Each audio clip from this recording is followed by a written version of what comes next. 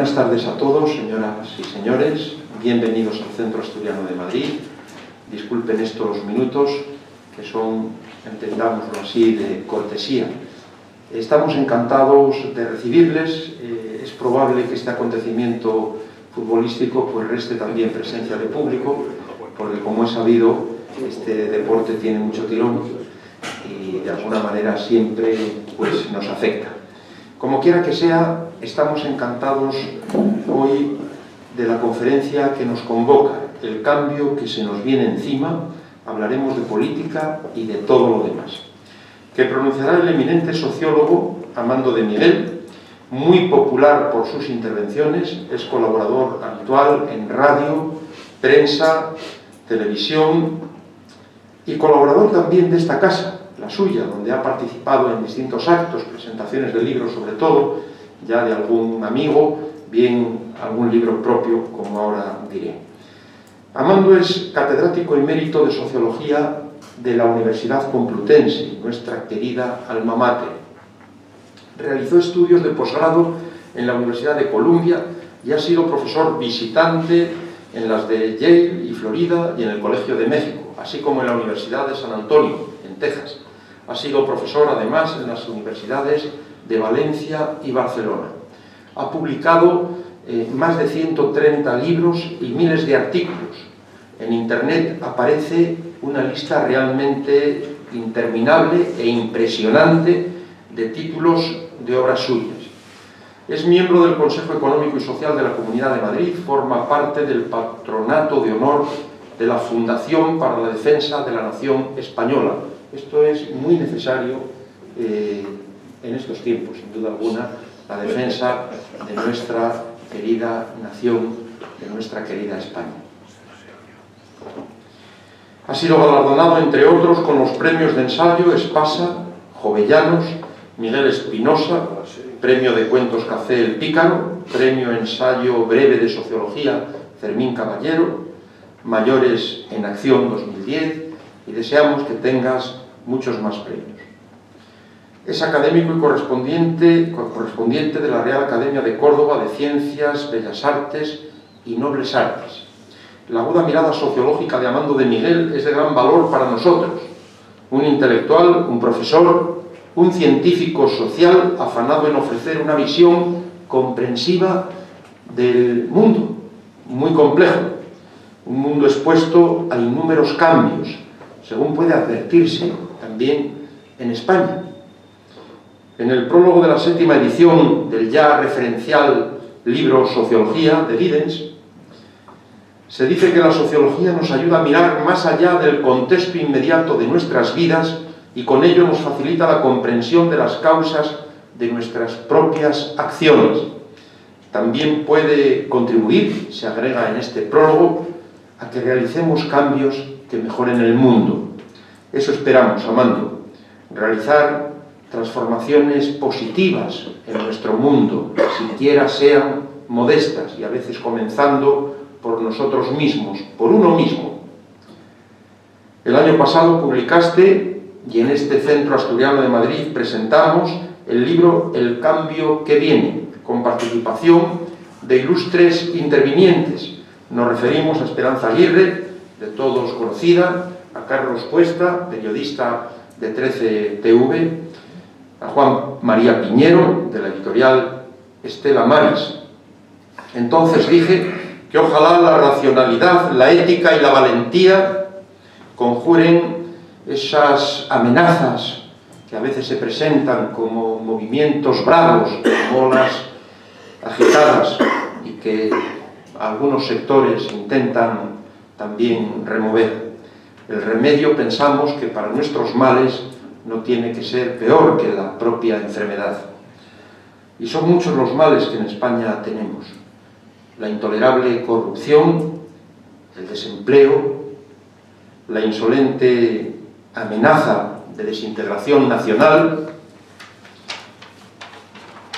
pero creo que no debemos abandonarnos al oleaje del caos, al monstruo que amenaza con pisarnos, a menudo disfrazado de inocencia y alimentado por el vicio público y la indiferencia privada, por la desunión, por la inestabilidad política, por la crisis, por el paro, por el malestar, por la codicia de algunos que se disfrazan de modernos.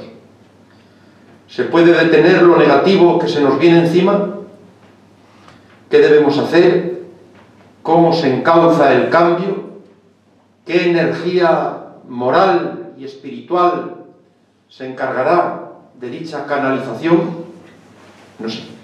Tal vez Amando de Miguel, desde su experiencia, desde sus conocimientos, nos responda en su conferencia a estas y otras preguntas. Muchas gracias a todos.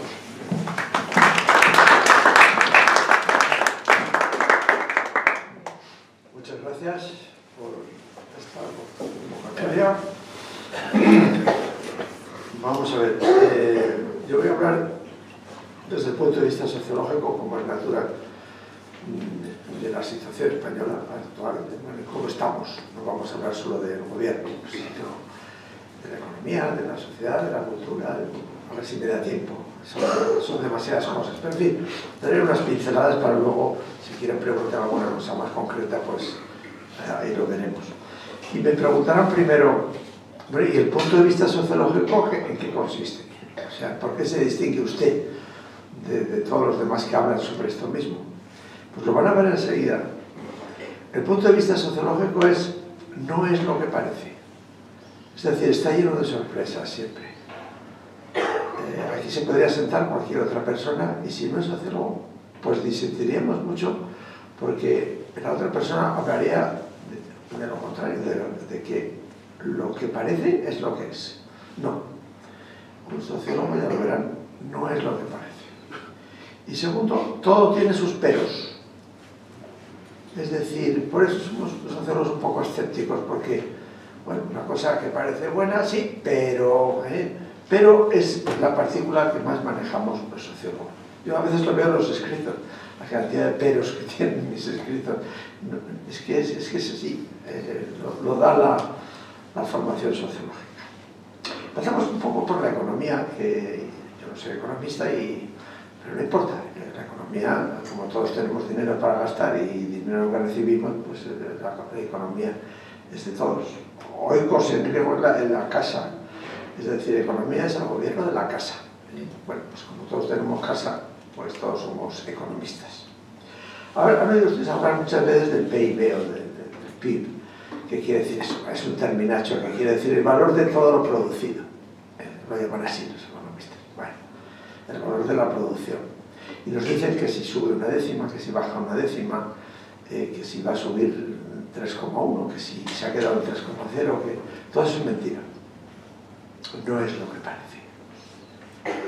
Porque no se puede medir. El valor de lo producido no se puede medir. Hay muchas actividades que implican esfuerzo, que implican raciocinio y que no hay dinero por medio.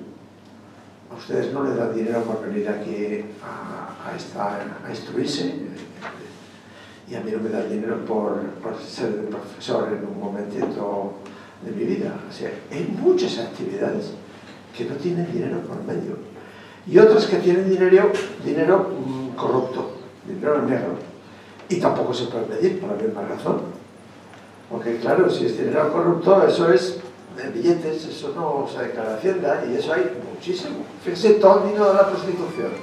Vaya por Dios, siempre tiene que ser. Bueno, pues vamos a ver cómo se quita esto, porque no es fácil, Pero bueno, perdónenme. ¿Qué estaba diciendo? Que se me ha ido el santo al cielo. Que no lo podemos medir bien porque hay muchas actividades, decía la prostitución, a saber, el dinero que genera la prostitución, eso no aparece por ningún lado. El de la droga, pues a saber.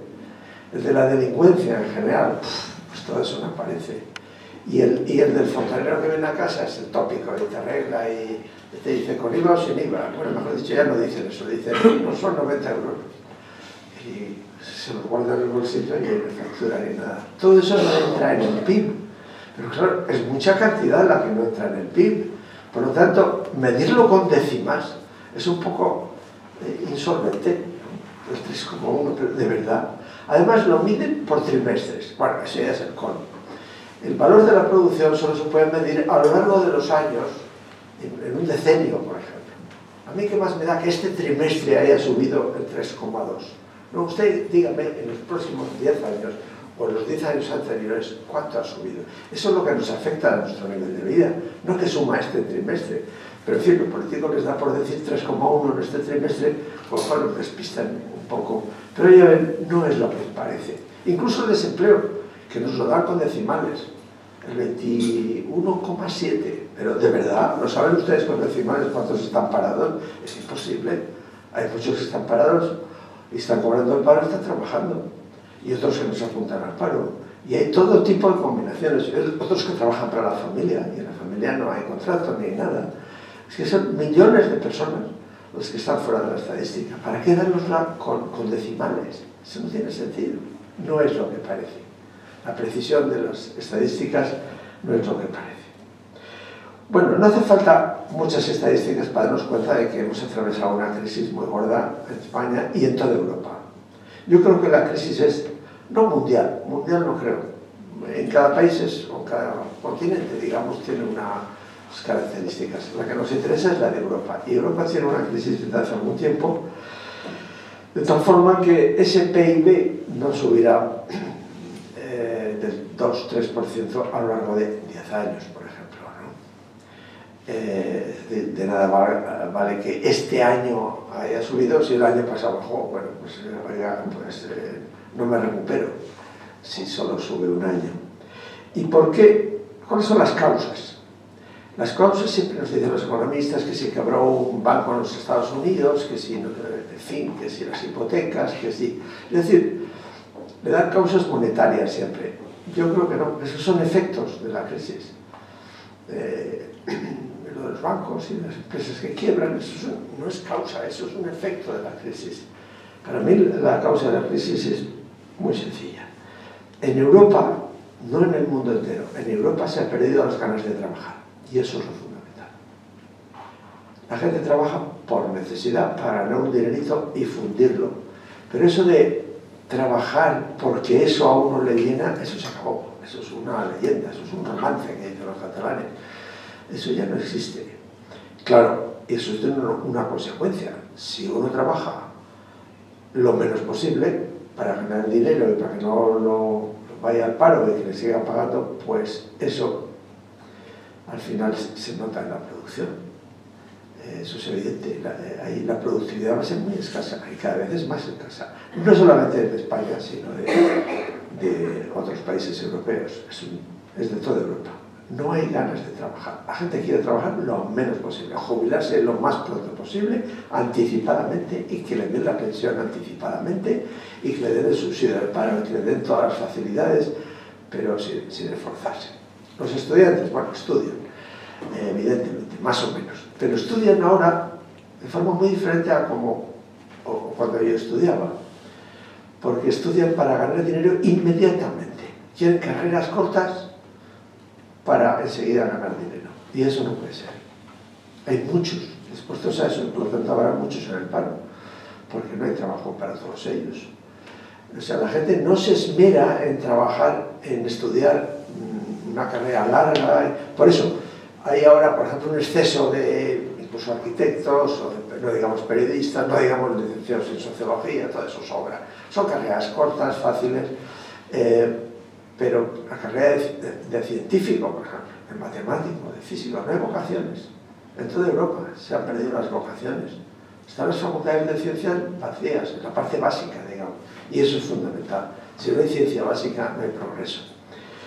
Ya que he citado la ciencia, mi opinión personal es que así como la ciencia básica, la ciencia pura, que es fundamental, ha sido una característica de toda Europa, ningún otro continente ha tenido tal elenco de científicos como ha tenido Europa. Bien, es verdad que en Estados Unidos ha habido muchos premios Nobel de ciencias en los últimos decenios, pero muchos de ellos venían de Europa. Es decir, la cantera de científicos ha estado siempre en Europa. Pues bien, esa cantera se está agotando, porque ahora la gente lo que quiere es carreras cortas, o en todo caso, en el ramo científico, tecnología. Es decir, los grandes avances ahora son pues que si la tableta, que si el móvil, que si los cacharros, la cacharrería, la tecnología que se llama. Eso es lo que avanza. Y esas son las empresas que ganan mucho dinero y que están en la bolsa. Pero descubrimientos científicos son los que se hicieron en el primer tercio, los primeros 40 años, 50 años incluso del siglo XX y los últimos del XIX. Eso fue una eclosión de ciencia extraordinaria. Pero es porque el científico tenía vocación de científico. No iba a ganar dinero. Bueno, iba a ganar dinero actualmente lo natural para sobrevivir. Pero ahora pues la gente se hace marketing o se hacen cosas carreras cortitas para enseguida ganar dinero, que es de lo que se trata. Y así, pues no es lo que parece. Tenemos muchos más estudiantes que nunca en toda la historia, tenemos aparentemente una sociedad más desarrollada que nunca en toda la historia, pero eso es poco rentable, poco productivo. Por lo tanto, ese PIB en el futuro no va a pasar del 3%. Y si no pasa del 3%, pues es lo comido por lo servido. Estaremos siempre en esta situación. Porque además me dirán, pero los precios están bajando ahora. Es cierto, ¿no? Los precios, o por lo menos no suben. Eso es un hecho nuevo, sorprendente, que los economistas tampoco saben explicar, me parece a mí. Yo no he encontrado ninguna explicación. Pero yo lo tomo como un dato. Los precios no suben. A diferencia de otras crisis, que había una inflación terrible en los años 20, en los años 30, una inflación los precios bajaban cada hora, aquello como Argentina ha ocurrido hace poco. No, ahora en Europa los precios no suben. Y entonces, ¿por qué tenemos la sensación de que nuestro nivel de vida baja? ¿Por qué la gente se queja? ¿Por qué? Si los precios no suben y los salarios están más o menos congelados, ¿por qué hay tanto desencanto y tanto queja? Por una razón sencillísima, no es lo que parece. Los precios bajarán, pero cada vez tenemos más cosas que comprar. Eso es lo que hay que comparar. Nuestros abuelos pues tenían muy pocas necesidades. Fíjese la factura, por ejemplo, de comunicaciones que tenemos ahora. El teléfono móvil, la internet, todo eso, en fin, la suscripción a los partidos de fútbol, en fin, comunicación. Gastamos un dinero que hace 30 años era cero, o casi cero. Y de repente ahora se ha convertido en una primera necesidad. O las vacaciones. Pues en la época de nuestros abuelos, ¿quién iba de vacaciones? Pues 4 burguesitos de las ciudades. Y ahora todo el mundo tiene que irse de vacaciones. Es una necesidad, como comer. Entonces, claro, si aumentan las necesidades, aunque los precios no suban, nuestra sensación es real. Es que nuestro nivel de vida baja. Y por eso estamos tan descontentos con la crisis actual.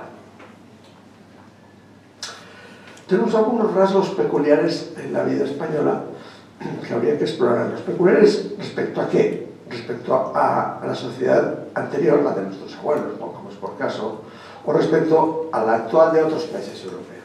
Voy a dar 4 pinceladas de cosas que nos distinguen como sociedad. España es distinta ¿en qué? Por ejemplo, la longevidad. Me dirán, pero eso es de todo el mundo. La longevidad es la probabilidad de sobrevivir siendo ya viejo. Por ejemplo, con 60 años, ¿qué probabilidad? Manejo mejor este concepto que el de esperanza de vida que se hace al nacer. Es decir, un niño al nacer, ¿cuántos años le esperan? Eso, bien, ya hemos pasado esa etapa, porque ahora los niños ya prácticamente no se muere ninguno. Entonces ya no sirve esa medida. Si ya no se mueren los niños. Antes se moría la tercera parte de los que nacían. Y ahora, pues, se mueren, bueno, los que son inviables, podríamos decir, prácticamente. Pero ya eso no es un indicador de nada. Lo que indica es, a los 60 años, qué probabilidad tiene uno de vivir. Y eso es lo que se llama longevidad. Pues bien, la longevidad en España es una de las mayores del mundo, con Japón. Se dice pronto, del mundo, no de Europa, del mundo entero. Y eso nos ha sorprendido porque hace un siglo la longevidad en España era la más baja de Europa. Y en Madrid más todavía. Madrid se llamaba la ciudad de la muerte a finales del siglo XIX. Tan alta era la mortalidad en Madrid. Terrible.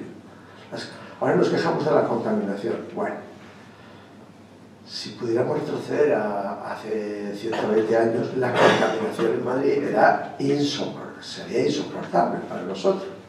Los animales vivían en la ciudad, las cuadras de los animales estaban en las manzanas de las casas.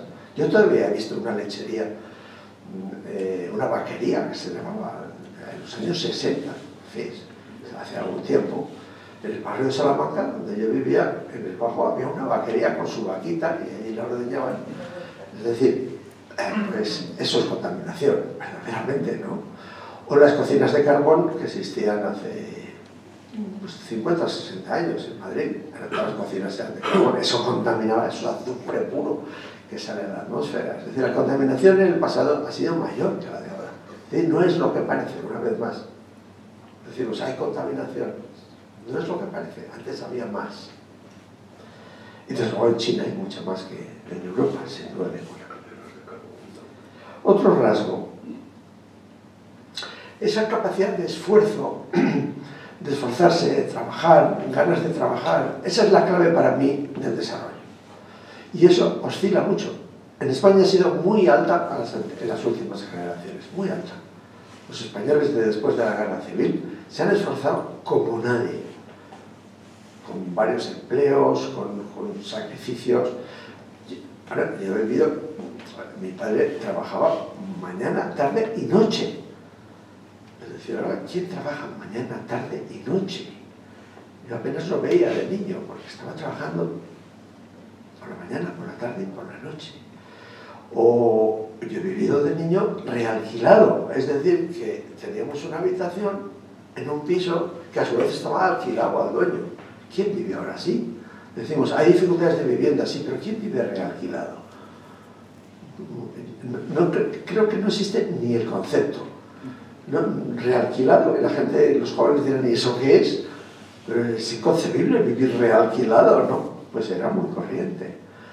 Es decir, que, bueno, ha aumentado, digamos, el desarrollo, no cabe la menor duda, pero la capacidad de esfuerzo y de sacrificio, eso ha disminuido muchísimo.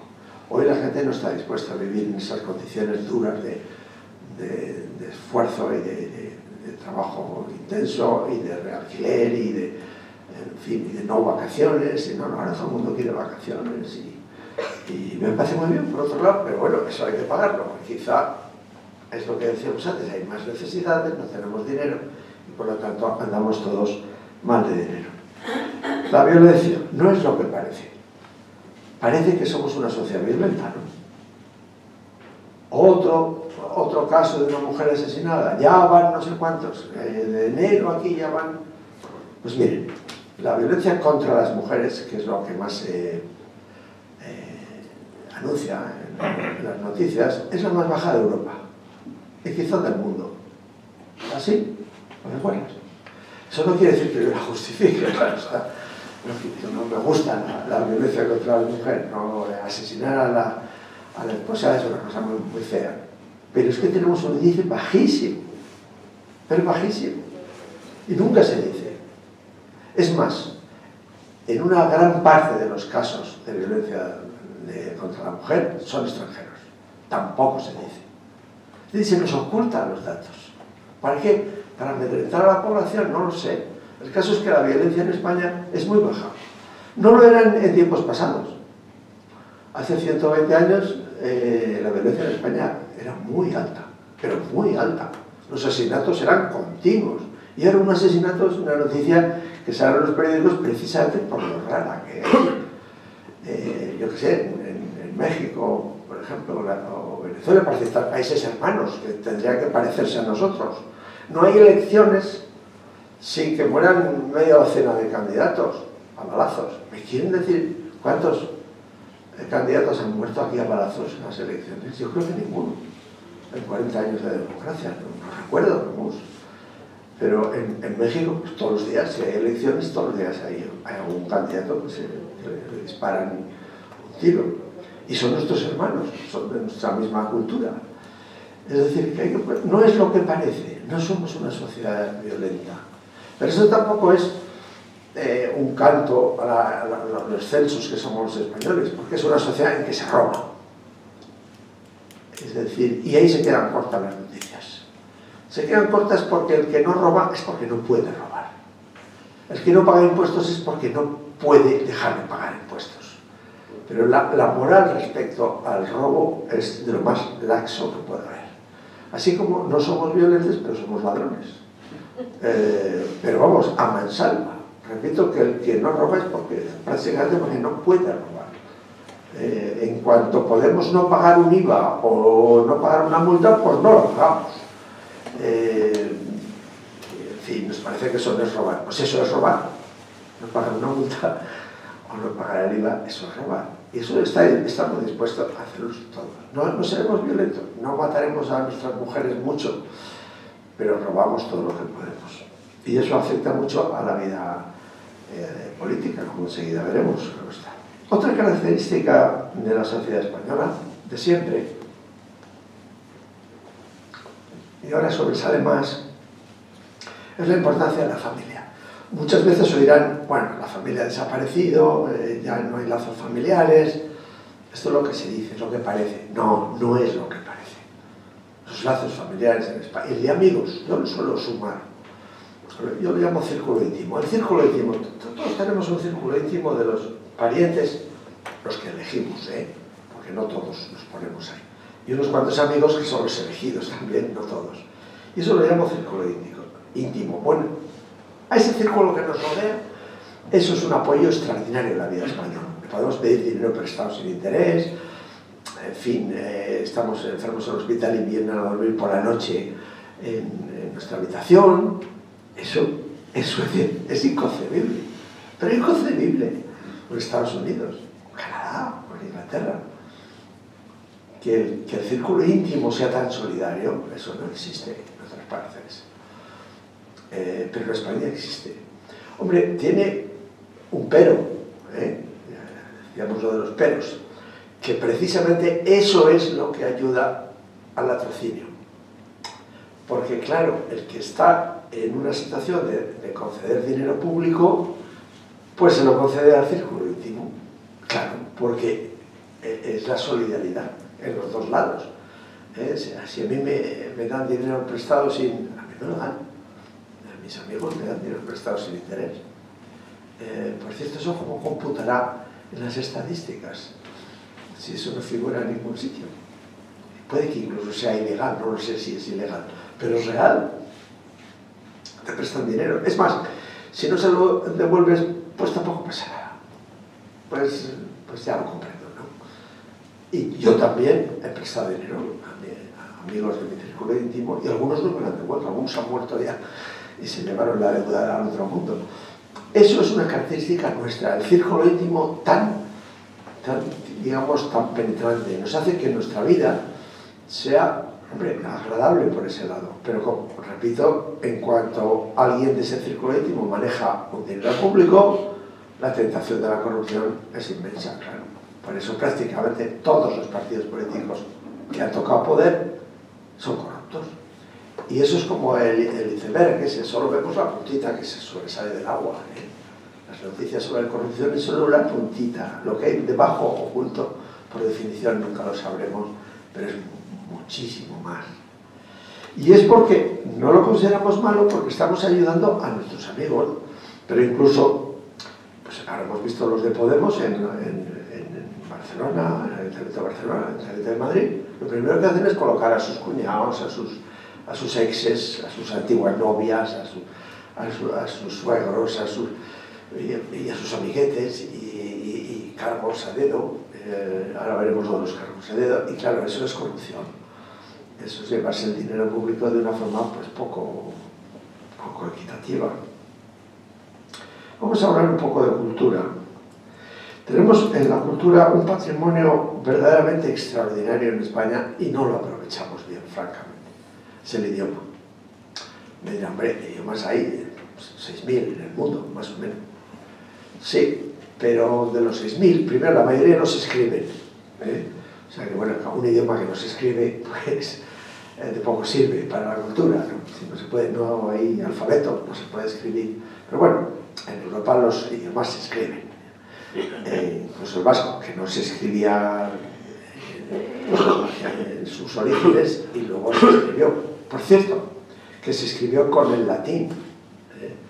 Por lo tanto, que no me vengan con la tontería esta de imaginar que en vascuence hay unas palabras con X o unas palabras extrañas que no responden a la grafía latina. Pues eso no es verdad. El vasco se escribió con el latín al mismo tiempo que el castellano, más o menos. O sea que es un idioma, visto por ese lado, perfectamente moderno, vamos a decir así. Pero bueno, la idea es que tenemos un idioma por azares en la historia. No hay razones fáciles que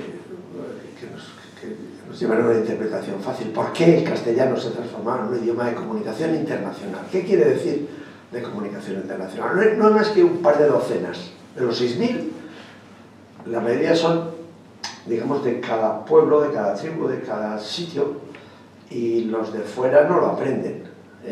Un idioma de comunicación es que los de fuera lo aprendan. Eso es lo fundamental. El primero es el inglés, sin duda ninguna, lo aprenden en todo el mundo. Es el primer idioma con mucho. Y es relativamente moderno, porque, no sé, hace 500 años la nobleza inglesa y los reyes en Inglaterra hablaban francés. O sea que el inglés era un idioma de los campesinos, ¿no? Pero ahora se transformó en un idioma de comunicación internacional. Lo aprenden prácticamente en todos los países. Pero el segundo, fíjense bien, es el castellano. No hagan caso, no es lo que parece. Es que el chino lo hablan 1.000 millones. Bueno, sí, pero lo aprende muy poca gente. O sea, lo fundamental es cuántas personas lo aprenden sin ser un idioma materno. El chino muy pocos lo aprenden, entre otras cosas, porque es un idioma dificilísimo. En lugar de aprender 26 letras, hay que aprender 4.000 signos. Claro, pues eso es muy poco rentable, digamos. En Japón es lo mismo. Por cierto, un japonés y un chino se entienden muy bien con los ideogramas porque son muy parecidos. Pero luego, vocalmente, no se entienden. Pero dentro de China, si no lo escriben, no lo entienden tampoco. O sea, que no existe tal cosa llamada idioma chino, el chino mandarín, que digo. No, lo tienen que escribir, porque si lo escriben, por eso la televisión china verá siempre que está escrito los garabatos, eso los escriben abajo. Porque si no escriben los garabatos, el del norte y el del sur no entienden el idioma hablado. Esto lo digo porque lo que parece es que el chino es el primer idioma del mundo. No, el primer idioma es el inglés y el segundo es el castellano. Pues bien, no lo aprovechamos. ¿Por qué no lo aprovechamos? Porque dentro de España, un matrimonio español en Barcelona se les ve y se les desea para que sus hijos estudien en castellano. Pues hombre, es un poco triste, ¿no?, que ese capital lo estemos dilapidando. O sea que la idea es que para ser un gran país pues tendríamos que cultivar más nuestro idioma, aprenderlo mejor y en fin, y hacer obras creadoras en castellano. Se hacen desde luego, pero lo que distingue a nuestra industria editorial es que es la gran traductora. Este es el país, paradójicamente, si estamos diciendo que el español o castellano, da lo mismo, no entra en la polémica si es español o castellano. La primera gramática que se hizo en el mundo después de la latina y la griega, y la primera gramática moderna fue la de Nebrija, que se llamó Gramática de la Lengua Española o Castellana. Lo dejo así, y con esa ambigüedad de que se puede llamar de las dos formas. Y es Nebrija, nada menos, en 1492, mucho antes de que hubiera gramáticas en francés, en alemán, en italiano y en otros idiomas europeos. Bueno, pues a pesar, no es lo que parece, siendo un idioma tan potente, traducimos todo. El gran negocio editorial es traducir. Si van ustedes a cualquier librería, verán las novelas, casi todas son traducciones. Y en cambio nos dejamos traducir muy poco. Es decir, los españoles, por lo que sea, nos traducen muy poco a otros idiomas. Hay una pequeña contradicción en lo que digo. Estudian español porque les es útil. Y sin embargo, no somos capaces de exportar cosas en español. Luego, la cultura, tal y como la entendemos, cuando yo digo cultura, pues en la vida corriente, cultura significa espectáculo en España. Es una reducción muy mala, porque claro está que los espectáculos son cultura, pero todo se reduce. Por ejemplo, el aniversario del cuarto centenario de la muerte de Cervantes y de Shakespeare. que murieron hace 400 años en los mismos días más o menos. Bueno, pues el homenaje a Shakespeare en todos los países es pues, muy diverso, hace muchas cosas, y eso que era un dramaturgo.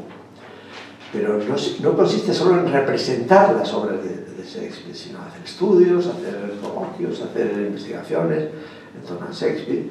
Eso es la cultura, aprovechando este escenario. Aquí, ¿en qué consiste? Espectáculo. Prácticamente se reduce todo a espectáculo. Y eso es una reducción muy mala, me parece a mí, porque la cultura es algo más que espectáculo, pero espectáculo y además subvención, eso es lo peor. Aquí tenemos antes un Ministerio de Cultura, que ahora lo quieren poner otra vez, que consiste en ¿qué hace un Ministerio de Cultura o una Dirección General de Cultura, como se llame? Pues dar dinero, para eso sirve. Y dar dinero sobre todo a espectáculo. Por ejemplo, al cine. Porque dan tanto dinero a los cineastas y no a los sociólogos, por ejemplo. O a los farmacéuticos, yo qué sé. Pues no, los cineastas reciben cantidades millonarias. Llevan 30 años o 40 años recibiendo del Ministerio de Cultura, porque se han organizado muy bien. Porque han entendido que esto del círculo íntimo, pues si se lo dan a un amiguete, pues ya está, se justifica el dinero público. Y eso me parece inmoral, francamente. Porque no avanza. La mejor demostración es que el cine español ahora no es mejor que hace 80 años, o 60 años, o 50 años. Es igual, en el pasado ha sido mejor. Y no es porque eso de cualquier tiempo pasado fue mejor. No, porque es verdad. Se hacen unos bodrios de películas impresionantes. Y algunas ni se estrenan, porque lo que quieren es el dinero de la subvención para rodar la película y después ya ni la estrenan, porque es tan mala que no la estrenan. Pero ya han comprado el dinerito. En definitiva, avanza muy poco el conocimiento. Antes decíamos lo de la ciencia y la cultura en general es conocimiento. Hacer avanzar el conocimiento pues se hace avanzar muy poco en España. Es una cultura de traducción, como digo, y es dependiente de otros países, y no puede ser porque somos una potencia ya pues, que exporta mucho capital, vamos, muchos productos, y tenemos más turistas que nadie. Per cápita tenemos más turistas que nadie. No, somos el primer país turístico del mundo per cápita. Nos gana Francia, pero Francia tiene más población. Y además Francia es un país de paso. Un alemán para venir a España pues pasa por Francia. Tiene la ventaja de situación y tiene más turistas que nosotros. Pero en términos, como digo, por habitante tenemos más turistas. Por cierto, que eso nos estropea otra vez las estadísticas. Porque los economistas no hacen más que decirnos, bueno, lo que ha aumentado es el consumo interior, nos dicen, el consumo doméstico, dicen a veces. Porque doméstico en inglés es interior, ¿no? Nacional. El consumo interior ha aumentado y eso quiere decir que va muy bien la economía, pero exportamos todavía poco, hay que exportar más y, en fin, y aunque ya exportamos mucho, pero vamos, tradicionalmente la economía española ha sido poco exportadora. Pero las estadísticas no son lo que parece, porque tenemos 70 millones de turistas que vienen a España y consumen aquí. Eso teóricamente es consumo interior, sí, pero en realidad es exportación, ¿no? Si un turista viene a Inglaterra y consume aquí un apartamento, por ejemplo, compra un apartamento, teóricamente se ha vendido un apartamento dentro de España, pero es como si hubiéramos exportado un apartamento. No sé si lo del apartamento es un buen ejemplo, pero en fin, con cualquier cosa que consuma el turista, como lo consume con el dinero que trae de fuera, es una exportación. Pues las estadísticas no las corrigen. Primero porque no saben lo que consumen los turistas. Nos dicen que han consumido no sé cuántos millones, ¿cómo lo saben? Un turista que viene de Alemania con euros en la cartera y los gasta aquí en el restaurante, ¿dónde está el registro de que ha traído euros este señor? A mí me maravilla la estadística del dinero que traen los turistas, como lo saben. Es imposible. Preguntándole, sí, preguntándole de forma aproximada, pero no hay forma. O un español, conozco a algunos amigos míos que son profesores en Estados Unidos, por ejemplo, están nacionalizados en Estados Unidos y ahorran de su puesto de profesor, vienen a España en vacaciones y se gastan sus ahorros. Bueno, eso es una exportación, ¿no? pero como se lo gastan aquí y no sabemos lo que se gastan, pues aparece como consumo interior. Pues no se crean las estadísticas de exportación y de consumo interior, es decir, no se crea ninguna estadística económica. Y así nos iremos aclarando un poco. Y vamos ya con la política, que es lo que nos tiene más atractivo. Ahora está de moda decir que los gobernantes quieren un gobierno transversal y de cambio. Yo no sé lo que es transversal y no sé lo que es de cambio. O lo que es lo mismo, todo es transversal de unos con otros, digamos, es mixto de un lado para otro, si eso es transversal. Y todo es de cambio porque sea un gobierno nuevo, pues es distinto al gobierno anterior y por lo tanto todos los gobiernos nuevos son de cambio. Yo no sé, se quedan extasiados cuando dicen, no, es que nosotros traemos un gobierno de cambio. Claro, de cambio, porque el anterior no es el de ustedes. Es decir, estamos en una retórica en donde nos ilustran con bellas palabras que no significan nada. Y en todo caso, con palabras antiguas, porque a veces dicen, para reafirmar todavía más lo nuevo, dicen, un gobierno de progreso. Oiga, el progreso es un concepto de mediados del siglo XIX, o sea que ahora se habla de progreso, pero si es la cosa más antigua que puede haber. O dicen la regeneración, ¿no? ¿Cuántas veces lo han oído? La regeneración lo trajeron los regeneracionistas, que así se llamaban, a finales del siglo XIX, o sea que es bastante antiguo, ¿no? Es decir, no hay manera de que nos digan algo atractivo. Nos dicen siempre palabras ya acuñadas que no sirven de nada, que están gastadas, y la política al final acaba siendo un aburrimiento. Pero entonces, ¿por qué se pelean tanto y por qué no se ponen de acuerdo para formar un gobierno como en otros países? Si alguien no tiene la mayoría absoluta, pues se ponen de acuerdo varios y hacen un gobierno en Alemania, en Austria, en Dinamarca, en todos los países. Es así, es lo normal. Ya no hay mayorías absolutas. ¿Por qué? Porque están muy divididas ya las ideologías, hay muchas, y por lo tanto es difícil ya encontrar una mayoría absoluta en Europa continental. Entonces, ¿por qué se afanan tanto? ¿Por qué se pelean tanto? Tanto es así que llevan 3 meses para formar un gobierno y lo que te rondaré morena, es decir, que no hay ningún indicio que se vaya a poner de acuerdo esta noche, ni mañana, ni la semana que viene, ni el mes que viene. Iremos a unas elecciones que repetirán exactamente lo mismo que tenemos más o menos y volverán a no ponerse de acuerdo. Entonces, ¿por qué se afanan tanto si no saben ponerse de acuerdo? Que diga que no saben gobernar. Si no se ponen de acuerdo en eso, ¿cómo se van a poner de acuerdo después en hacer leyes y en gobernar? Pues será imposible, ¿no? Digo yo. Bueno, pues no se ponen de acuerdo porque todos quieren ser el jefe. Es decir, todos quieren ser el presidente del gobierno. No hay más que un cargo de presidente del gobierno. Nadie quiere ser el vicepresidente del otro. O sea, son las famosas líneas rojas, también, qué original, ¿no? Las líneas rojas, otra vez, bueno. La línea roja quiere decir, ese ni hablar porque no lo quiero del jefe del gobierno. Tengo que ser yo. Pero a su vez ese otro te dice lo mismo a ti. Y entre todos nos decimos lo mismo. ¿Y por qué tienen tanta obsesión de vivir en ese chalecito tan horrendo como es el de la Moncloa, que son unos chalés más espantosos que puede haber en Madrid, lleno de mosquitos en verano, de un olor de la depuradora que no hay quien viva, del Manzanares, que en verano, pues eso, en fin, son miasmas, húmedo, de mal gusto, en fin, ¿pero por qué quieren vivir en ese chalet? Pero qué obsesión. Por una razón, porque cada vez hay más cargos a dedo. Es decir, los que mandan, casi todos los que mandan últimamente, están nombrados a dedo. Y el que llega al chalet de la Moncloa es una pirámide. Nombra a los 18 ministros y a su vez estos nombran a los secretarios y a su vez estos a los directores generales, a los embajadores, a los jefes de negociado, hasta los bedeles, yo creo que los nombran a dedo. Es decir, se nombra a dedo a casi todo el mundo. Eso es un retroceso extraordinario, porque eso ocurría en el siglo XIX.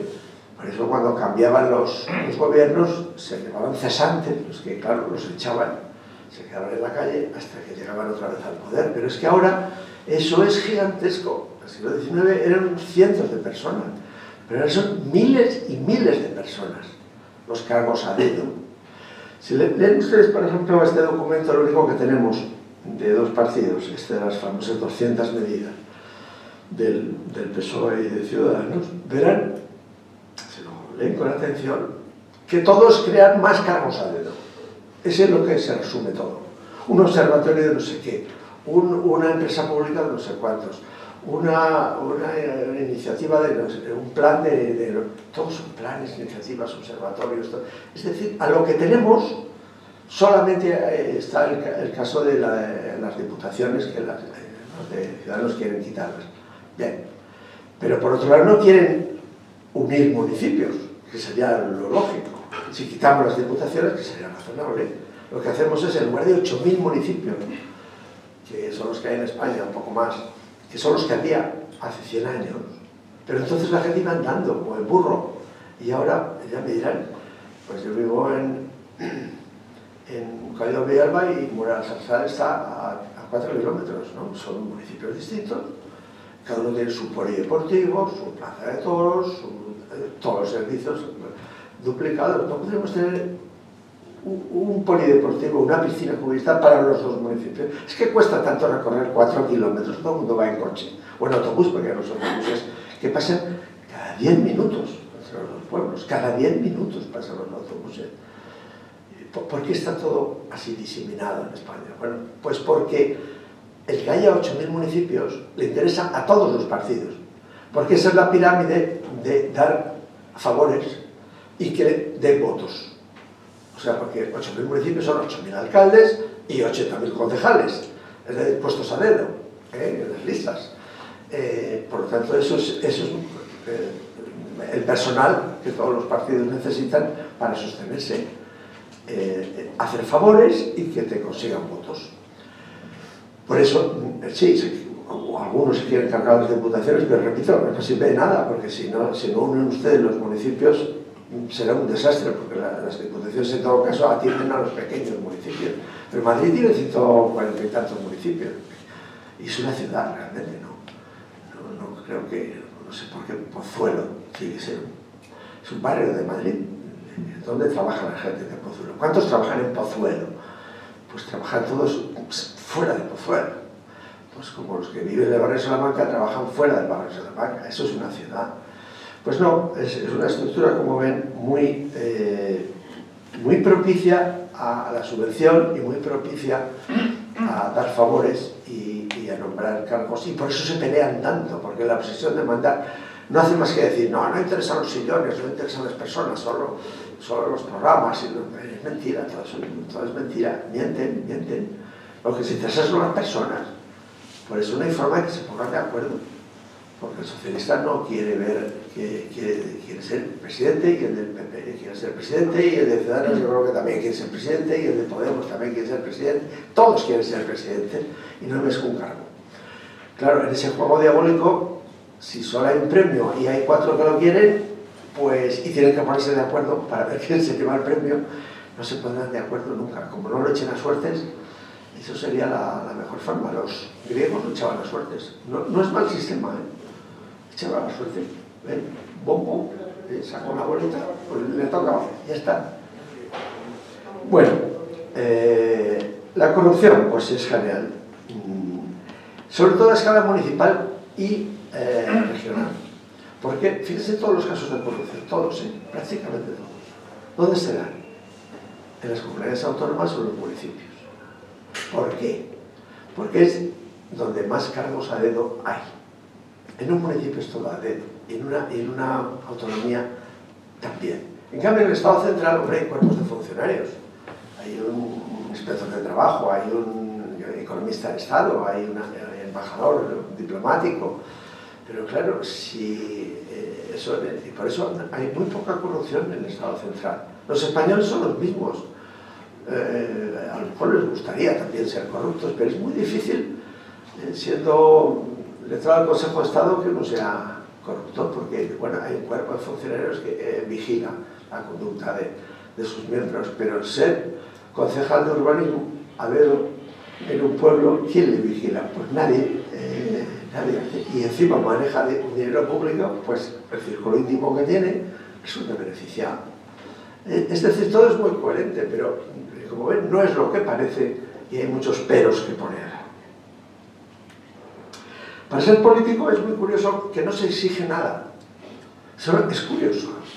Para cualquier puesto hay que hacer oposiciones, hay que hacer exámenes, hay que hacer test, hay que saber inglés, hay que tener una carrera, tener un título, no sé qué. Bueno, es lógico, ¿no? Para todos los puestos en la vida te exigen algo. Para ser profesor tienes que ser doctor, y antes tienes que ser licenciado, tienes que matricularte en una carrera, y bueno, hay un cursus honorum que se dice de forma así un poco pedante. Bueno, pues para ser político no hay cursus honorum, no. No hay que estudiar nada, ni saber inglés, ni saber nada, y se puede ser ministro o presidente del gobierno sin saber inglés, por ejemplo, cosa realmente increíble. ¿Qué empresa contrataría a un jefe de ventas que tuviera que ir a Bruselas permanentemente sin saber inglés? Pues ninguna empresa lo contrataría. Le diría, oiga, usted tiene que saber algo, ¿no? Pero en España ni se pregunta si sabe inglés. ¿Por qué? O sea, terminado la carrera. Yo qué sé, hay una imagen que yo cuando la veo, lo han visto ustedes muchas veces, es el presidente del Congreso, y detrás de él hay una ordenanza con unos galones aquí, muy historiados. Es una imagen muy bonita, ¿no? Y uno piensa, ese ordenanza ha tenido que hacer una oposición o un concurso de méritos y le han puntuado sus méritos. Pero el que preside no ha habido ningún concurso de méritos, no ha estudiado ninguna carrera, no sabe nada de nada. Simplemente porque está ahí, porque ha sido fiel al partido. Es decir, en la política se premia la fidelidad. Y por eso, claro, hay muy pocas interpretaciones personales. Es decir, en las Cortes, como ustedes saben, se vota porque el jefe de filas levanta uno, levanta dos, que quiere decir que sí, que no, o que se abstiene. Es decir, que no tienen pensamiento propio, ¿no? Los diputados, los políticos, no. Piensan lo que piensa el partido. Y si son buenos y piensan siempre lo que piensa el partido, los van ascendiendo, sin méritos ninguno. Y claro, eso es un poco degradante, esa situación. A mí me podrán criticar ustedes por esta conferencia, pero no me dirán que no la he preparado, aunque aparentemente la digo con soltura, pero todo esto lo he preparado. Es más, como no tengo que hacer méritos para ningún partido, con esta conferencia solo, ustedes no saben a qué partido político voto. Lo saben quizá porque me conocen por mi vida particular y todo eso. Por esta conferencia no hay derecho a que yo dijera lo que digo porque lo dice un partido. No. Yo no digo aquí, les digo las cosas que pienso, no lo que me dicen que tengo que decir. A mí nadie me ha dicho lo que tengo que decir. Es lo que yo pienso. Puedo estar equivocado, naturalmente. Y puede haber muchos matices. Y vamos a verlos ahora, pues en unas preguntas que ustedes me harán amablemente y yo responderé si puedo, y si no puedo, pues ahora respondo. Muchas gracias a todos.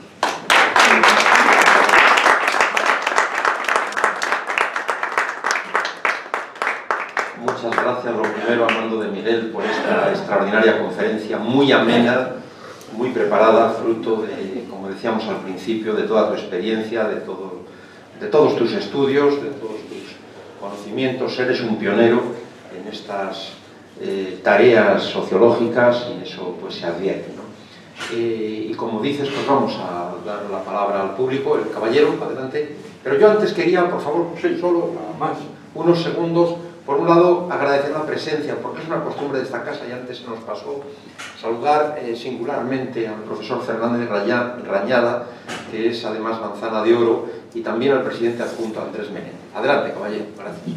Profesor de Miguel, me gustaría conocer su opinión acerca de una política iniciada por Suiza, consistente en señalar unos mínimos y máximos en las retribuciones derivadas del trabajo personal.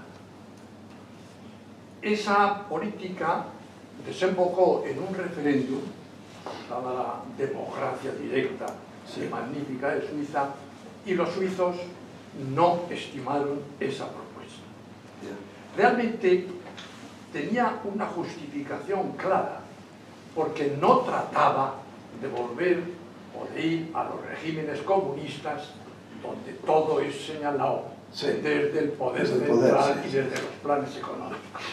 Lo que trataba era sencillamente de eliminar los abusos que se producen en la economía de mercado, fundamentalmente por la falta de control del poder en el seno de las empresas, dado que los representantes del capital, los accionistas, por lo general, no abren la boca. Esta política es muy interesante porque si se iniciara, cortaría de raíz muchas de las pretensiones de los que hoy se llaman populistas, que tienen una base fundamental comunista.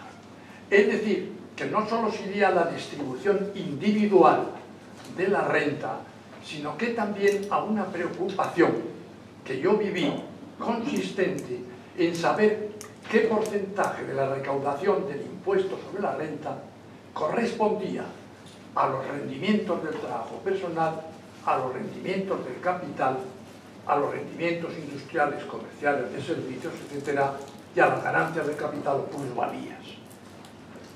Y ayudando un poco a la historia y a los que gobernaron el Partido Popular en los años primeros de la transición, yo recuerdo perfectamente que el año 1980 fue la primera vez que se grabaron todas las declaraciones del impuesto sobre la renta presentadas ya por el impuesto del año 1978. Y esa grabación fue llevada a cabo por el Centro de Procesos de Datos del Ministerio de Hacienda, cuyo prestigio nadie discute. Pues el entonces ministro de Hacienda, Jaime García Lloveros, tenía una verdadera preocupación por saber si el porcentaje de la recaudación del impuesto sobre la renta era mayor en los rendimientos del trabajo personal que en los rendimientos sobre todo del capital mobiliario. Yo ya le perdí de vista al asunto, pero evidentemente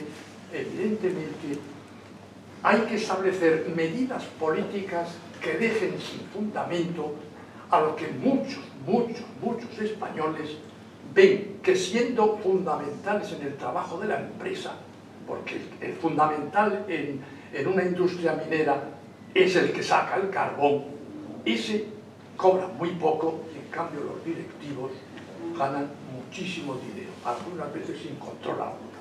Porque hubo un intento de control, o al menos de publicidad, cuando se reformó la ley reguladora de las sociedades de capital. Y así se obligó a que al menos en la memoria de las sociedades figuraba o figurase cuáles eran las retribuciones de los consejeros.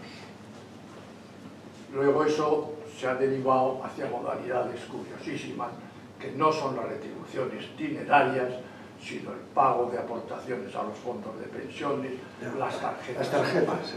Pero en fin, mi pregunta es, ¿hay alguna posibilidad, sin incurrir en políticas centralistas comunistas, de ir a una moderación para eliminar excesos en las retribuciones, que son siempre lo que aparece en todas las manifestaciones y en todas las proclamas de la izquierda? Yo es que personalmente no creo que los sistemas de control den resultado, porque quien hace la ley hace la trampa y aparece todo tipo de subterfugios y de trampas, y por eso de las tarjetas y todo eso pues son trampas. Yo creo que no, es que es mejor confiar en una cosa que a su vez es más difícil, que es la honradez. Es que últimamente no se habla nunca de honradez, y eso es lo fundamental. Es decir, eso que usted me dice, las tarjetas, de todo eso, de lo que cobran los consejeros, de todo ese escándalo, tal, simplemente es que no son honrados. Y entonces habría que seleccionar a gente honrada. Pero es que el criterio de honradez no funciona en nuestra sociedad. Y por lo tanto, y la honradez además no cuesta poco dinero, digamos, es gratis la honradez. Pero todos los sistemas de control son más burocracia, más controles y más trampas. Y yo siento decirle que no estoy de acuerdo, pero bueno, es interesante su propuesta. Pero usted que quiere huir de los comunismos, eso pues se va a acercar por ahí. Aunque yo, la palabra comunista, por mucho que se maneje, estos populismos de ahora no son comunistas, son fascistas. Es muy distinto. Son totalitarios fascistas. Como Perón, por ejemplo. Es decir, los fascismos tienen muchas versiones, pero se parecen mucho al peronismo, por ejemplo, ¿no? Que consistía precisamente en lo que usted está diciendo. Vamos a controlar lo que ganan los ricos y todo eso. Eso es fatal, porque se presta a muchas trampas y a muchos enjuagues y... No. Pero es que yo veo que nadie pronuncia la palabra honradez. Pero alguna vez habrá que decir que las personas tienen que ser honradas, ¿no? Y hay que premiar la honradez y cultivar la honradez y enseñar la honradez. Pero no, se parte de que todos somos delincuentes, pero claro, si se parte de que todos somos delincuentes, pues si tenemos oportunidad de tener una tarjeta black, pues la tendremos. Y si no la tenemos es porque no hemos tenido la oportunidad. A ver, Rañada quiere echarme la roca por mis ideas sobre la ciencia. Rañada, si me lo permiten... Es el que más sabe en España de eso. Sin duda alguna. Yo no tengo ni idea, pero recuerdo que aquí nos dio una conferencia extraordinaria el profesor Juan Velarde de Economía, que por cierto, hoy estamos revisando la separata, probablemente la publiquemos mañana, probablemente, de manera que estará disponible en nuestra web. Yo creo que él hablaba de un concepto muy interesante que a lo mejor responde en cierto modo a lo que comentaba el caballero. Es lo que se conoce como el ordoliberalismo, ligado a la escuela de Friburgo en los años 30-40, sobre todo al pensamiento político y social y económico alemán, y de alguna manera lo que se trata es de rescatar los valores tradicionales y poner un cierto orden en lo que de otra manera puede ser o puede prestarse a abusos, el ordoliberalismo, ligado, como digo, a la escuela de Friburgo, al pensamiento económico, político y social alemán, y que trata de promover esos valores para evitar que haya pues un poco que cada uno haga lo que quiera y de alguna manera esto pueda conducir a ciertos abusos. Probablemente en esta separata del profesor Velarde, que la pronunció aquí en mayo de 2015 y que vamos a publicar mañana o pasado, en nuestra web estará disponible, yo la he revisado hoy y ya he dado el visto bueno, pues podrá encontrar alguna respuesta a esta inquietud que comenta. Gracias. Adelante, profesor Rañada. Bueno, yo quería preguntarle a nuestro conferenciante, por cómo ve un concepto que yo creo que es muy importante, que es el de sociedad civil, que naturalmente está, entre las cosas que has dicho, pues por ahí está también metida, ¿no? Sí. Y es una de las diferencias que hay entre España y los otros países de la Unión Europea, ¿no? Por ejemplo, los italianos, pues cuando el gobierno está mal y no hay gobierno ni nada, en vez de enfadarse unos con otros como aquí, pues lo que hacen es decir, bueno, da igual, oye, si las cosas que estoy haciendo las hacemos nosotros, no las hace el gobierno. Sí. Pero aquí, claro, lo primero que hacen para un plan que tengan para crear algo importante es pedir al dinero al gobierno. Pues, a lo mejor eso se puede hacer de otra manera. Y yo creo que eso está en la clave de muchos de los defectos que tiene la sociedad española en este momento, que son ya demasiados. Bueno, pues tienes razón en parte, pero ahí es más complejo, porque en Italia, cuando no hay gobierno, y el gobierno que va a llegar nombra muy pocos cargos a dedo. Es decir, los directores generales, los embajadores, todos esos altos cargos son de carrera, digamos. Y a un embajador tú no lo cambias porque es de carrera. El más antiguo estará en Washington, en fin, por méritos, ¿no? Y el más jovencito estará en Etiopía, ¿no? Pero aquí no, aquí estamos convencidos de que el nuevo gobierno lo primero que va a hacer es barrer 100 embajadores. Eso es lo primero que va a hacer, y va a nombrar a 100 amiguetes. Esa es la diferencia. O sea que en Italia hay mucho más respeto al modelo francés, en Francia también, desde luego, es el modelo francés, de que los altos cargos se basan en méritos adquiridos a lo largo de la carrera. Aquí funciona un poco para el Estado central, pero desde luego las autonomías y en los municipios nada. Es decir, es todo a dedo. Es lo que nos caracteriza a nosotros. Sí, pero es que una sociedad civil sí. es un freno a toda sí, la tienes de razón, barbaridades. tienes razón, sí, sí. Vale, Sí. aquí la gente lo que quiere es que me vengan a dar dinero para organizar lo que me dé la gana y sin ningún criterio. Y luego además hay que valorar, esto lo has dicho muchas veces ahí, pero la verdad es que es importante, hay que valorar a la gente que sabe hacer las cosas. Claro, pues eso. Bueno, no te digo nada nuevo, por supuesto, pero que me parece que es muy importante y que mucha gente ni piensa en ello. Pues sí. Bueno, para empezar eso que estaba yo diciendo, pues que los cargos a dedo no se piensa en la valía, sino si es cuñado, o si es paisano, o si es... Pero hombre, eso no puede ser. El principio del mérito en España ahora es muy escaso, escasísimo respecto a otros países europeos como Francia o Italia, que son tan cercanos en muchos aspectos. O sea que en eso hemos retrocedido muchísimo en la valoración del mérito y del esfuerzo. Bueno, en la universidad tú lo has visto, la degradación de la universidad, bueno, es algo evidente, vamos, ¿no? Por lo menos en los tiempos que nosotros estábamos activos, había unas oposiciones con 6 ejercicios, había una carrera.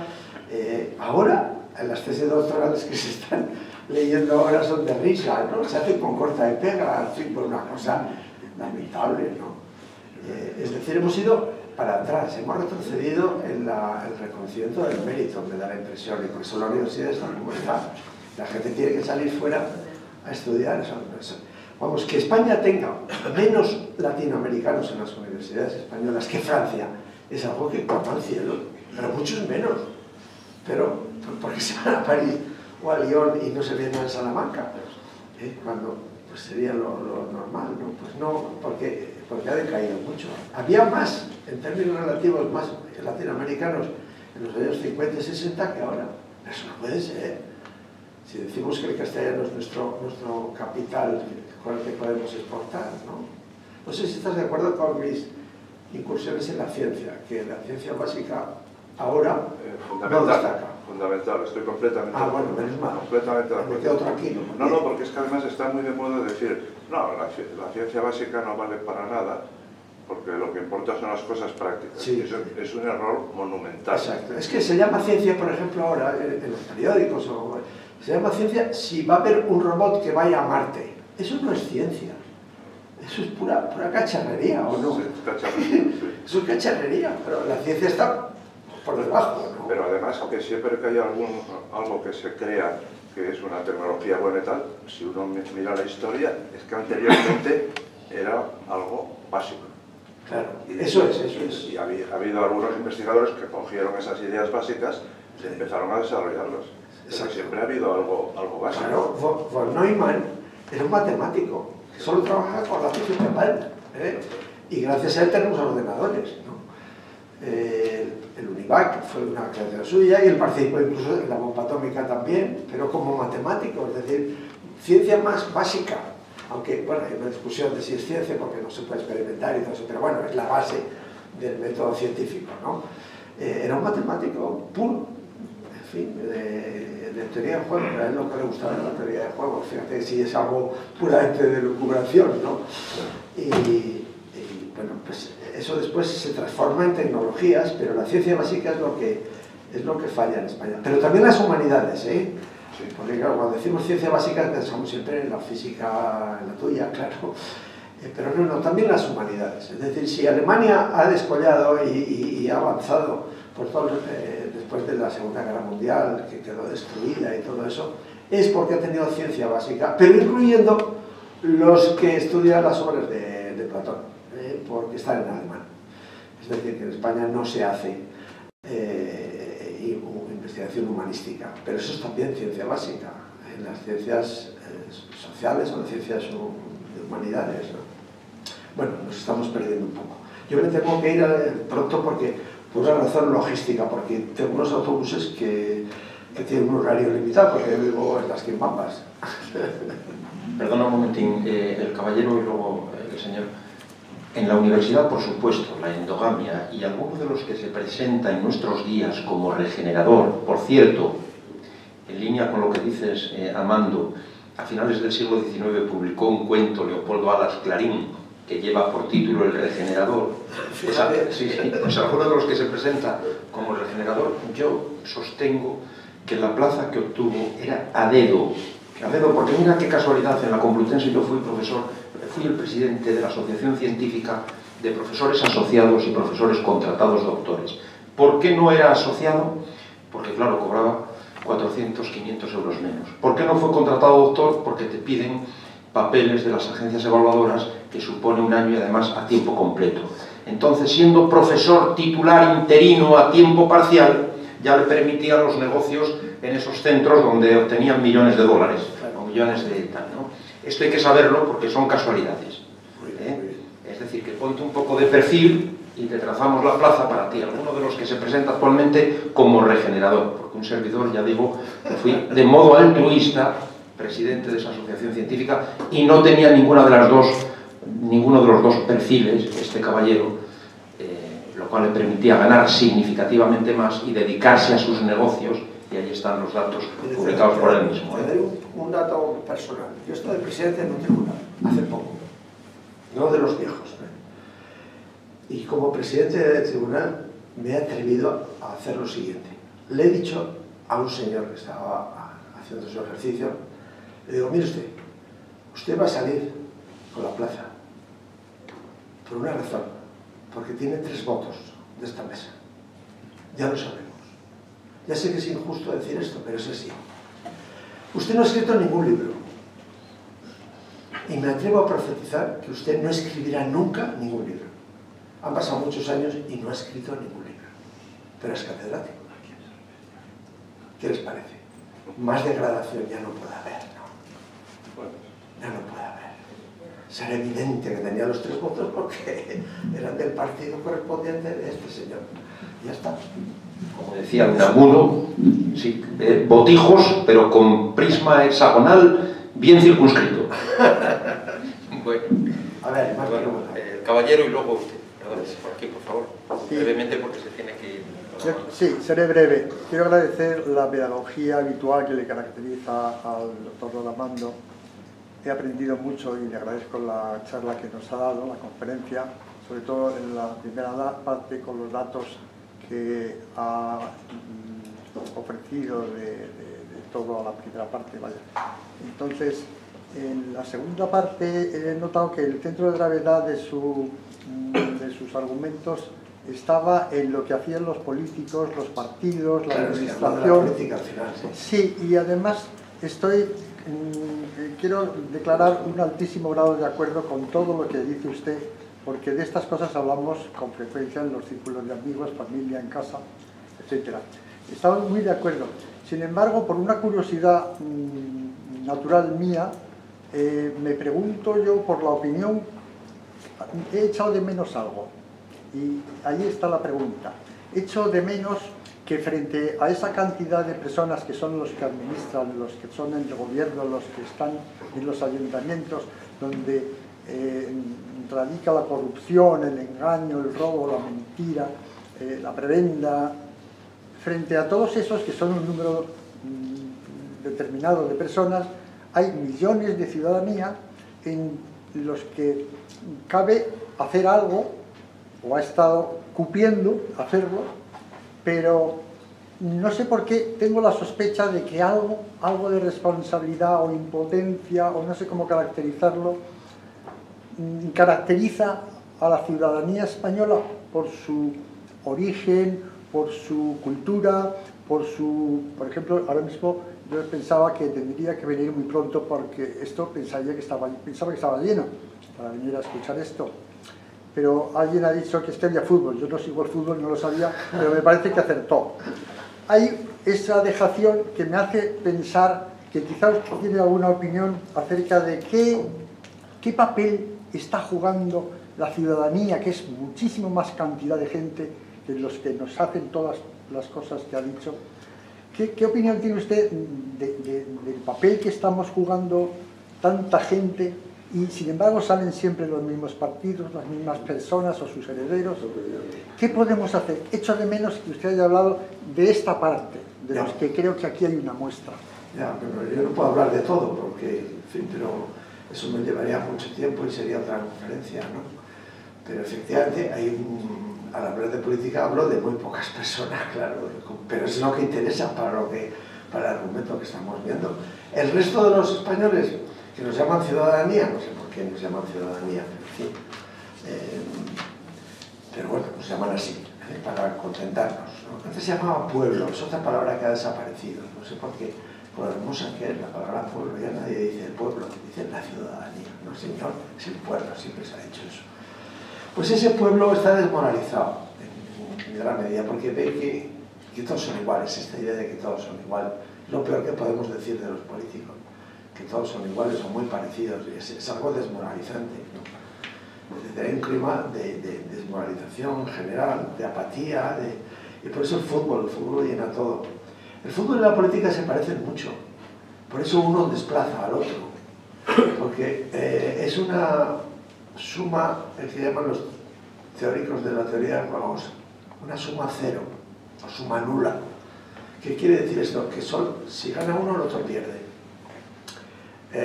Una partida de ajedrez es evidente que es así, ¿no? Una partida de póker, ¿no?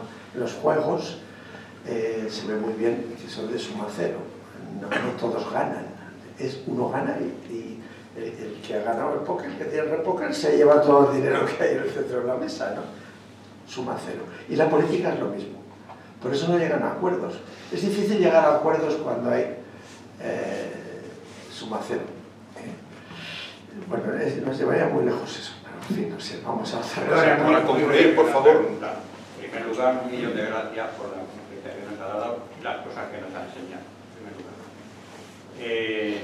Las colocaciones a dedo, como habla usted, ¿eso ocurre en todos los países de Europa? No. Primero, te estoy diciendo que en Italia, por ejemplo, es muy poco los que nombran a dedo. Porque aquí parece ser que los partidos políticos, para mí, se llaman partidos políticos, para mí son oficinas de colocación. Sí, señor. Por ejemplo, ¿cómo es posible que a una persona que va a conseguir un puesto de trabajo, un ayuntamiento, comunidad, etcétera, etcétera, que le exigen 2 exámenes duros, pero duros, para entrar en un puesto de trabajo de un milurista? Sí. Y estos señores, que yo he oído, no sé si será verdad, que muchos tienen la AGB, entren ahí a ganar 6 o 8 mil euros mensuales. ¿Cómo es posible? No solamente es el sueldo, muchas veces se compara... Yo me hago cruces con ese tema. Muchas veces... Perdón, he oído, no sé si será verdad, ¿eh? No. Hay personas que tienen malamente la EGB, sí, y entran ahí a ganar 6 o 8 mil euros, y una persona para ganarse un puesto de trabajo, un milurista, que le exigen 2 exámenes, que se deja ahí los puños para conseguir ese puesto de trabajo. Pero la diferencia es todavía mayor, más escandalosa, porque no solamente lo que ganan. Cuando se dice, por ejemplo, pues el presidente del gobierno gana menos que no sé qué, que el presidente de una compañía, no sé cuánto, los sueldos, el sueldo de un diputado, pues gana menos que un jefe de marketing de una gran empresa. Un momento. Si uno está en la política, tiene tal grado de conexiones que ya no le importa el sueldo, porque lo que tiene, su vida está asegurada por las conexiones que ha hecho estando en la política, por los favores que ha podido hacer, por las concesiones que ha podido hacer. En los ayuntamientos se ve, el concejal de urbanismo, aunque no le dieran sueldo, es decir, es el dueño, el que hace las contrataciones de la luz, de las basuras, de todo eso. Esas conexiones ya le sirven para toda la vida. Por eso que han hecho ahora en el Congreso, de a los diputados que se han quedado en el paro, los que salieron del otro Congreso, les dan, a Ana Mato le han dado 50.000 euros, porque dicen que como la pobre se ha quedado en el paro, oiga, usted tiene una serie de conexiones ya que yo no tengo. Bueno, yo tengo algunas conexiones también, ¿no? Pero porque soy viejo y por mi carrera y todo eso, pero la gente, los mileuristas, no tienen ninguna conexión y reciben, en el mejor de los casos, la prestación del paro, que es bien benévola, ¿no? Pero a estos señores, encima del privilegio que supone todo lo que tienen, y además en el caso de esta señora, con todos los respetos, que me es muy simpática por otro lado, pues encima, pues eso, Jaguar que tenía en el garaje y todas estas cosas, y encima le dan 50.000 euros porque la pobreza queda en el paro. Y como él ya, unos 100 más, que les han dado unas cantidades inmensas. Y en eso se han puesto de acuerdo todos los partidos. Pues decimos que no se ponen de acuerdo. En esto se han puesto de acuerdo perfectamente. Les interesa rápido. Claro, porque esto no es suma cero, ahí ganan todos. Claro, eso es fundamental lo de los juegos, eso von Neumann, habría que leer a esa cosa. Perdone, porque sé que tiene usted prisa. Antonio, que ha leído von Neumann y sabe quién es, pues habrá aprovechado mucho de este genio verdaderamente, ¿no? Bueno, pues muchas gracias a todos y particularmente muchas gracias a